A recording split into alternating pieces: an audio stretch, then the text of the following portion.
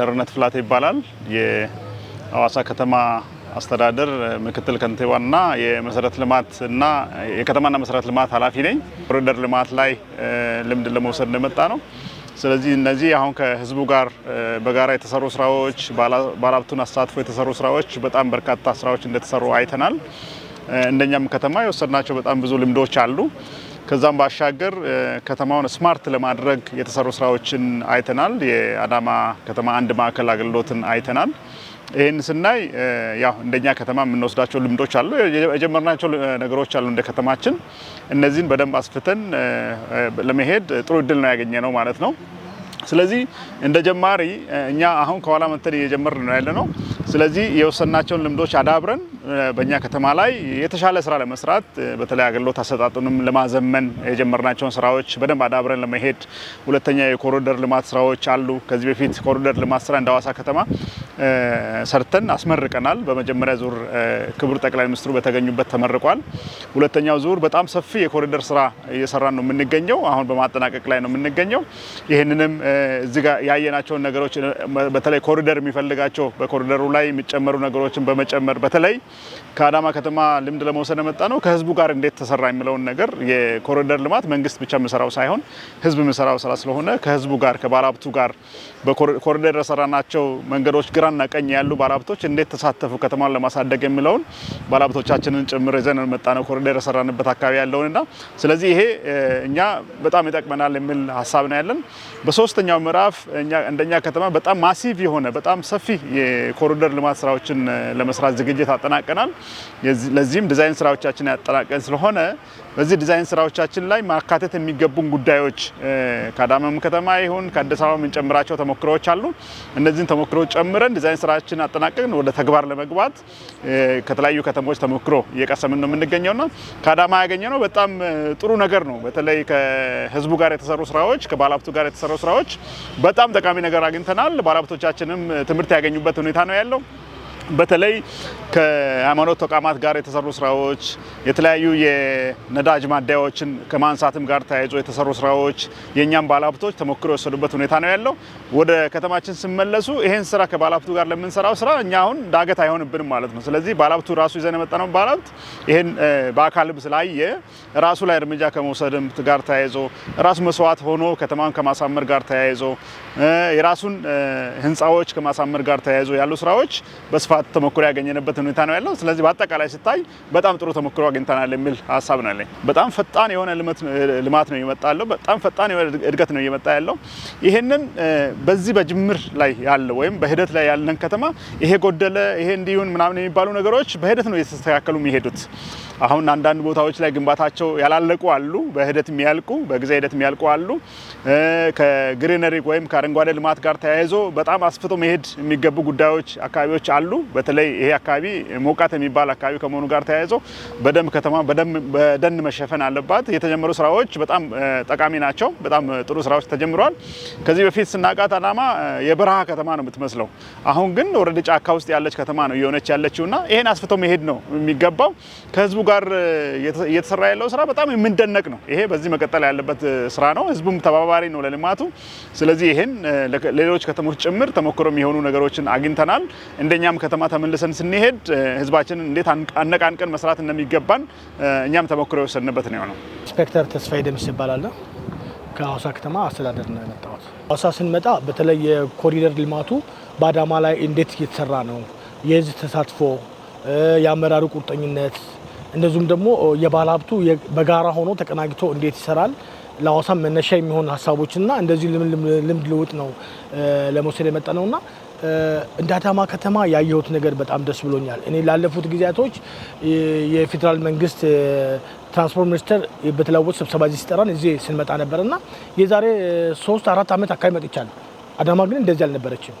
አሁን ግን ዛሬ ያየሁት አዳማ ሳይሆን እኔ ሌላ ሀገር ነው የመሰለኝ። ምክንያቱም አንዱ የማዘጋጃ አገልግሎት አሰጣጡ የጋራ ማዕከል አገልግሎት እንዴት እየሰጠ እንደሆነ ከመግቢያ ጀምሮ ተገልጋይን እንዴት አድርጎ እንደሚቀበል ውስጥ ደግሞ የዳታ የመረጃ አቀባበል ቲኬት ቆርጦ ወዴት እንደሚሄድ ጭምር ሲስተሙ ላይ ገብቶ ነው ያየሁት የነበረውና ከዛም ባልፎ ይህንን ዘርፉንም የመራው አመራር የሚሆን አባሉ ትልቅ ኮንሰፕት አለው። በጣም የተረዳው በልማቱ ላይ የተረዳው ነገር አለ።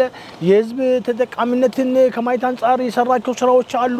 እነኚህ ደግሞ እኔ ዛሬ አዳማ ላይ ሳይሆን አዲስ አበባ ሜቢ አልልም። አዲስ አበባ እኔ በአፍሪካ ባለም ባለውት ሁኔታ ነው የሚመስለው። ምክንያቱም ማዘጋጃ ቤት የመሬት አስተዳደር አካባቢ ሲሄድ እያንዳንዱ ባለሙያም አመራሩም በፎቶ በቪዲዮ የተደገፈ አይቻለሁ። ሁለተኛ ደግሞ ሲስተሙ ራሱ ተራ ተቆርጦ የት እንደሚሄድ ያለምንም መጉላላት አቅጣጫው የሚያሳዩ ነገሮች አሉና በዛው ልክ ሰው ተገልጋይ ያለምንም ችግር ክፍያውን እዛው በሲስተሙ ላይ ከፍሎ ሲሄድ፣ ግማሹ ደግሞ ፔመንት በካሽ ቆጥሮ ሲከፍል ሁሉ አይቻለሁ። በውስጥ በኩል ያለው ከምክትል ከከንቲባውም ጭምር እንደዚሁም ደግሞ ሲያስጎበኙ የነበሩት ጭምር በጣም በትህትና የሞላቸው የእንግዳ አቀባበል ስልታቸው ጭምር የተለየ ነው። ምክንያቱም ጧት እኛ ስንመጣ እናቶች፣ አባቶች፣ ትላልቅ አዛውንቶች በእልልታ ነው ተቀበሉ። በእውነት እኔ በጣም ደስ ያለኝ ነገር የአቀባበል ስርዓቱ ራሱ ልዩ ለየት የሚያደርገው እኔ ኦሮሚያ ክልልን አይቻለሁ።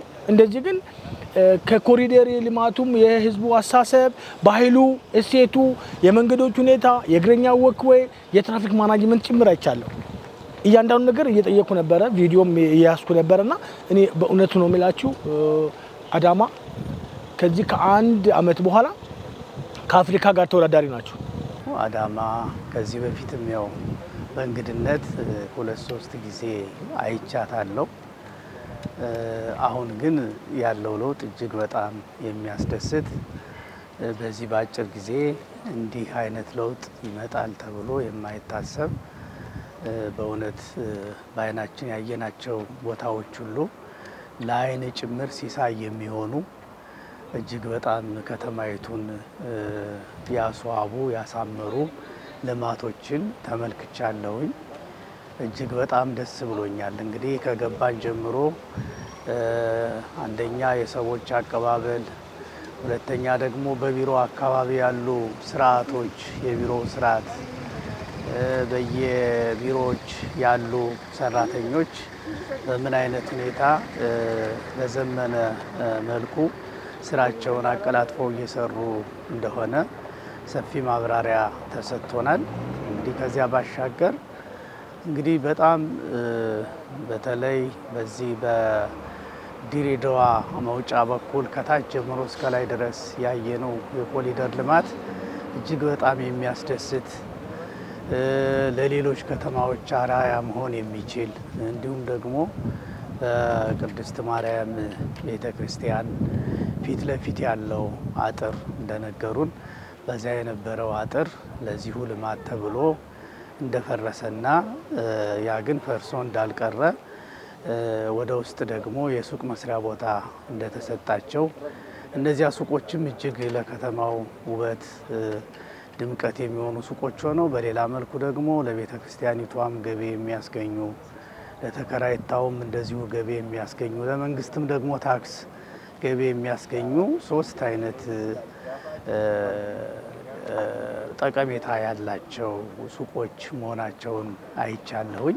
ሀዋሳን የመጣሁበትም ከባለ ሀብቶች ጎራ፣ ነገር ግን የከተማዎች ፎረም ከሆነ ጊዜ ወዲህ ሁሌ ዋንጫውን ስትቀበሉ እንዴት ሀዋሳን በልጣት ያሸንፋሉ ብዬ ሁሌ እናደር ነበረ። ምክንያቱም በፊት ላይ ሀዋሳ ነበረች በጣም የዋንጫው አሸናፊና አሁን ላይ አዳማ አሸነፈ ምናምን ሲባል በጣም ይገርመኛል። እንዴት ሆኖ ነው ብዬ እስከ መከራከር ሁሉ እንትን እላለሁ። ግን መጥቼ ሳይ በእርግጥ ይገባቸዋል።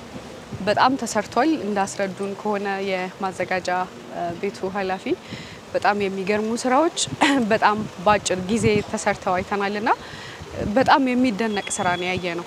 ማን ማልማት የሚችለው ከተማ ውስጥ የሚኖረው ነዋሪ ነው። ከነዋሪው ባሻገር ደግሞ ባለሀብቱ ለልማት ተነሽ የሚሆኑትን ሰዎች የመንግስት አካል ብቻ ይመለከተዋል ብሎ ገለልተኛ ከመሆን ኤቭሪ ስቴፕ በማገዝ ሌላው ቀርቶ ቀን ላይ ስራ የሚውለውን ሰራተኛም ምሳ መቻል በራሱ ትልቅ ነገር ነው እና እነዚህ ነገሮችን በማድረግ ለትብብር ለልማት ትብብር ቀድሞ መገኘት አለበት ብዬ አስባለሁ። ልምዱንም እንወስዳለን ብዬ አስባለሁ። ስፔሻሊ አዳማ ከተማ ነዋሪዎች በጣም እድለኞች ናቸው። በዚህ አጋጣሚ በጣም ቆራጥና ትክክለኛ ውሳኔ መወሰን የሚችሉ አመራሮች ስላሏችሁ ምክንያቱም ህጉን የወጣውን ህግ ወይም ሊተገበር የታሰበውን እቅድ የሚያስፈጽም አካል ከሌለ ተገቢነት ወይም ተፈጻሚነት ሊኖረው አይችልምና ይሄ ስለተደረገ ነው በጣም ደስ ይላል። ሐዋሳ ላይም እንግዲህ ልምድ እንወስዳለን ብለን እናስባለን። ወጣቱም ሰራተኛውም ባለሀብቱም ነው የመጣው። ከዚህ ልምድ ወስደን ሐዋሳ ላይ ሊደረግ ያለውን ልማት የቅድሚያ ተሳታፊ እንሆናለን ብዬ ተስፋ አደርጋለሁ።